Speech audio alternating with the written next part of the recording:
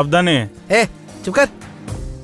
যদি একবার প্রেমে পড়ে যাস না, তাহলে 4 দিন পর্যন্ত খাওয়া দাওয়া সব ভুলে যাবি। কি তার মানে 4 দিন বাথরুমে যেতে হবে না? সবসময় মজা করতে ভালো লাগে না।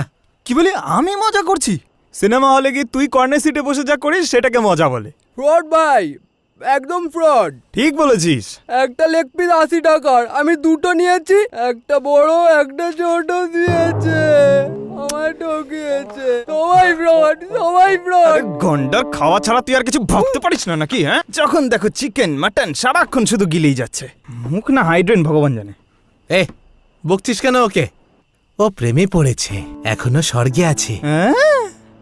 যারা প্রেম করে তারাই এটা বুঝতে পারবে, কারণ এর নেশাটাই অন্য, যার অনুভূতি শুধু ছুঁলেই জানা যায়। কি বলি? ছুলে জানতে পারা যায়? একবার মেয়েটাকে গিয়ে ছুঁয়ে দেখা, জুতো খুলে না মেরেছে তোকে। আজকাল মেয়েটাকে বাইকে বসিয়ে ঘোরায় না, মেয়েটার বাইকেও বসতে চাইবে না। কেন ভাই? তুই তোর গেলায় মন দে। আগে বিয়ের পর ভালোবাসা হতো, আজকাল ভালোবাসা আগে হয় তারপর বিয়ে হয়। ভাই, বডি বিল্ডারের ফ্যাশন গেছে, আজকাল তো রোগা পাতলারাই ফ্যাশনে আছে। এই চুপ কর। কোথায় যাচ্ছিস?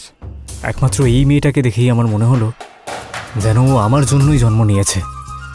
আর ওকে দেখার পরেই আমি ঠিক করে নিয়েছি যে আমি ওর জন্য নিজের প্রাণও দিতে পারি। হ্যাঁ, কি বললি? ওর ভালোবাসায় তুই নিজের প্রাণ দিতে চাস নাকি? একেই তো বলে প্রেম। যে করে সেই জানে আর বোঝে, আর যারা প্রেম করে না তারা কোনোদিনও বুঝবে না।